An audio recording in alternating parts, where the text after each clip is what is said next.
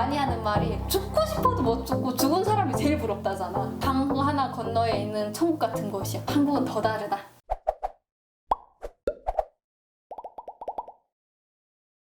그럼 장백에서부터는 어떻게 움직였어? 그래서 가기 전부터 전화를 해서 지금 언제 어디에서 건너겠다라고 해서 건너서 다시 전화해서 도강에 성공했다라고 전화를 하니까 브로커를 보내줘서 그래서 그때 브로커 차 타고 이렇게 쭉쭉 해서 한 일주일 그러면은 효진이네 그 탈북 코스가 코스가? 장백해서 권명, 라오스, 태국 쪽으로 왔죠? 태국으로 왔죠. 태국으로 왔구나. 그래서 맞아요. 그 장백 갔다가 아마 백산 쪽에서 이도백화 그쪽 해서 심양을 지나가면서 왔고요. 심양 국경을 다 지나가면서 왔어요. 신양 쪽에서부터 이제 합쳐지기 시작하는구나. 해서 백산 뭐 이렇게 다 봤던 것 같고 권명에서부터는 보통 이제 뭐 다 똑같거든 사실. 그래서 권명에 다 집합을 해서 거기서부터 이제 저희 이제 맞아요. 라오스 쪽으로 이제 건너갈 준비를 맞아요. 하고 그래서 하잖아. 저랑 오빠의 다른 3명 하면 5명. 5명이 한 그룹이 돼가지고 한 이제 그룹이 나왔어? 돼서 하루 만에 모였던 것 같아. 아 진짜? 그래서 다음날 그냥 라오스 국경까지 바로 갔던 것 같은데. 탈북을 하고 나서 태국 들어오기까지 얼마나 걸렸어? 그 이동 기간이 일주일이었나? 탈북을 해서부터 태국까지 도착한 일주일 정도? 되게 초스피드로 갔어요. 그러니까 그랬던 것 같아. 그러면은 더 나아가서 탈북을 해서부터 여기 남한에 도착하기까지 한 달 좀 넘게. 한 달 좀 좀 넘게. 넘게. 와, 진짜 빠르다. 3월에 중순에 출발을 해서 5월 2일 날에 들어왔어요. 한 달 좀 넘게 와. 6주? 근데 5주는 태국 감옥에 4주랑 메사이에서 일주일 하면 그렇게 5주가 지나가고. 그렇구나. 그래서 제3세계에 대한 흠모하는 마음이 어렸을 때 막 생겼어. 그래서 탈북을 딱 했어. 중국도 거쳤고 라오스 왔고 태국 왔고 심지어 이제 남한까지 왔어. 그런 게 있어서 막 뭔가 생각보다 더 발전했네 아니면 별론데 막 약간 이런 한 두 약간 가지 정도가 있었는데 나는 외삼촌이 이미 한국에 와 계셨기 때문에 누구보다 한국과 탈북 과정과 중국에 대해서 적나라하고 가장 구체적으로 아는 사람 중에 한 명이었을 거예요 아마.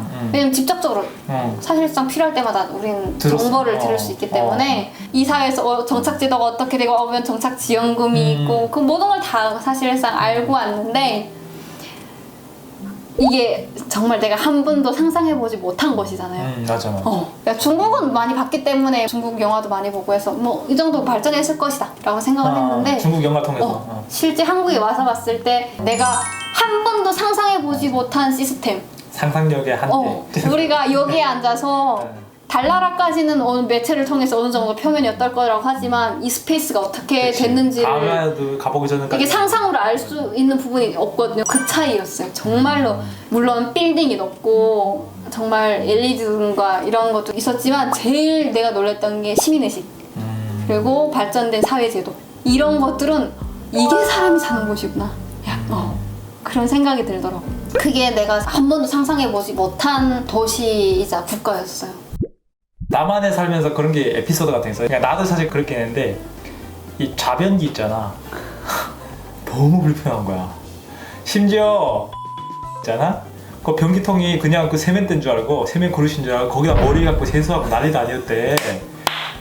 그리고 나는 또 비데 있잖아. 인천공항에는 모르겠는데 공항에서 사진을 딱 들어왔는데 비데가 딱 돼 있는 거야. 물을 못 내. 볼을 보고 딱 일어섰는데 이게 물 내는데 없어. 어떡해 한참 거기서 성됐지 아무것도 어떡해. 못하고 어떡하지 하다가 빨리 지금 일행은 지금 이동할 것 같은데 내가 여기서 빠지면 안 되잖아? 어떡해 뚝 닫아놓고 나왔지 몰라 그냥 어떻게 되는지 내일 갔겠지? 약간 비대 에피소드가 있는데 일어나니까 자동물이 물이 나오면서 놀라서 일어났는데 물이 비대? 나 이렇게 지켜봤어 물이 계속 비대? 갑자기 엉덩이 물이 나와 꿀줄도 모르고 그리고 나도 오빠처럼 물 내리는 버튼을 못 찾은 거예요. 그러면은 그 저기 막 올라앉지는 않았었어? 중국에 딱 왔는데 딱 머무르는 집에 그게 자변기 커버가 이렇게 돼 있는 거예요. 그래서 처음에는 이렇게 살짝 올라가서 하다가 냄새가 너무 나는 거예요. 그러니까 이렇게 발 딛고 올라갔다라는 거야. 발 딛고 올라갔지. 그러니까 공간이 생기니까 냄새가. 그랬어. 근데 이게 북한 화장실은 밖이라 이게 밖에서 다 통풍이 되는데 이게 문을 내가 열고 나오는 순간 집에 근데 알고 하는데 그런 같은 고충이 있어서 서로 눈빛이 어떻게 해결했냐 약간 이런 눈빛으로. 어떻게 너무 덥다 너무 무서워가지고 또 없어? 지금 생각해도 너무 창피하다. 막 너무 이러는데. 창피한 게 진짜 많지. 아 뭔데 빨리 얘기해줘봐. 기억은 안 나는데 그 느낌을 알 것 같아. 음식 먹는 게 좀 창피한 게 많았어. 왜냐면 음식을 먹을 줄 모르니까 일단은 뭐 돈가스인데 뭐 옆에 야채를 언제 먹는지 뭐 찍어 먹는지 잘라 먹는지 약간 항상 그래서 처음 몇 년 동안은 음식을 먼저 수저를 못 들었던 것 같아. 그래서 항상 이렇게 눈치를 보다가 먹는 방법을 보면서 이렇게 먹고 음료수를 맨 처음 시켰을 때도 어떻게 먹는지를 모르겠는 거야.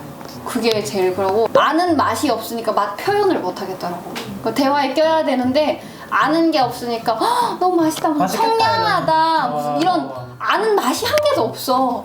그러다 보니까 무슨 톡 쏜다, 무슨 맛이다를 뭐 말을 못 하겠는 거야. 그냥 맛있다. 음식이 참 그렇지 맞아. 바뀌어버린 듯한 느낌이지. 거기에서 경험한 음식의 맛이 거의 없어요. 된장, 김치, 무슨 감자 반찬, 밥. 사실 달걀, 그러니까 우리가 경험한 맛이 다양하지 않거든. 그래가지고 재밌는 내 에피소드를 얘기하면 있잖아. 그 하나원에서 있잖아. 상품권을 그때 10만 원짜리인가 나눠주면서 1인당 이마트 같은 데 풀어놓고 이제 너네 사고 싶은 걸 사는 그 쇼핑 체험하는 거를 이제 시킨 너네도 있었어? 있었어. 아 그래? 우린 카드 있었어요. 거기서 있잖아. 나는 그 아까운 돈을 들여서 내가 뭐를 샀는지 알아? 안경, 무태 안경 있잖아. 백색 무태 안경. 그거 하다가 그거 서태지와 아이들 때 쓰던 거기다가 그것도 심지어 고가에 그때 당시 10만 원을 놔줬는데 심지어 그 10만 원에 60%를 할애해서 6만 원을 주고 안경을 샀어. 난 4만 원 갖고 뭘 살까 하다가 다른 거 뭐 짜잘거리한 거 사면은 안 남으니까 뭐라도 이 돈 갖고 남는 거 사자 해가지고 가죽 자켓을 딱 샀어. 자, 가죽 자켓에다 이 무태 안경. 어떡해. 와 이거 죽인다 이러고 딱 사갖고 왔거든. 그래 심지어 하나원에서 다 항상 그렇게 하고 다녔어. 근데 그렇게 하고 내가 가질 수 있었던 그때 당시에 최고의 옷들과 최고의 안경이었어. 근데 그거 하고 처음에 딱 어쩌다 보니까 교회를 나가게 됐어. 어떡해. 할 수 있는 최고의 옷이니까 딱 그거 입고 무태 안경 딱 끼고 갔거든. 근데 사람 다 없지. 그래갖고 심지어 어디에 사진 자료로 남아있을 거야. 진짜 지금도 그거 빨리 삭제하고 싶어 막. 어떡해. 너무 창피하다. 가죽 자켓 디자인도 그렇게 세련되지 않았을 것 같아. 가죽 자켓 디자인 그때 당시에 그 완 딱 붙는 거 있잖아. 몸에 딱 붙는 그런 가죽 자켓에다가 무태 안경 딱. 야, 진짜 패션의 패자는 모르는 어쩜 좋아. 그 사회주의에서 갑자기 바뀌어버린 그 자본주의에서 패션을 하려니까 그 사회주의 사회에서 키운 욕망의 맞아. 저절정탄을 거기다 현실화시킨 무식함이 합쳐져가지고 창피하겠다. 진짜 창피해. 너무 창피하겠다. 나는 내가 생각해봐. 그럼 효진이는 여기 와서는 뭐 어려운 게 없었어? 나는 가족이 없으니까 가족에 대한 외로워. 게 가장 컸고 그때부터 그냥 빨리 가족 만나야겠다. 어떻게 하면 가족을 빨리 만날 수 있을까에 대한 생각이 들었고 두 번째는 경제적인 거였어요. 왜냐면 이게 경제적인 게 모든 거랑 사실 연결되긴 하는데 돈이 없고 심지어 그 돈을 지지해 줄 수 있는 가족 그러니까 내가 최후의 보루가 없는 거야. 없는데 심지어 내가 돈을 벌 수 있는 능력도 없어. 그게 너무 이게 한스럽고 막 어떻게 할 수 없고 안타깝더라고. 효진이 같은 경우는 이제 가족들이 있다가 이제 갑자기 이제 생리별을 당하고 이제 여기 온 거잖아. 그러면은 어떤 심리적인 그 외로움들 그런 것들도 있었겠다 싶기도 하고 약간 탈북민으로서 그 남한에 살면서 이방인의 느낌이라든가 아니면은 우리는 여기에 대해서 모르겠다라고 하는 소외감 이런 것들은 없었어? 있었는데 그거를 느끼기 전에 내가 그런 걸 다 인정을 해버렸어. 그러니까 내가 차별을 받고 무시를 받고 어디 가서 이렇게 내 역할을 안 하는 게 아니고 못 하는 건데 거기에 대한 불이익을 받는 걸 느끼는데 여기에 대해서 왜 그래라고 서럽다라고 사실 생각하기 전에 너무 그게 맞는 거야. 사실 모든 게 인정이 되더라고. 그래서 막 그때마다 막 이렇게 느끼기보다는 가끔 한 번씩 그게 서름으로 터질 때가 있더라고. 북한 사람으로 와서 나약해 빠져가지고 다시 온 곳으로 돌아가? 대한민국 국민이다라는 게 나를 가장 크게 이렇게 해주는 가장 큰 이름이야.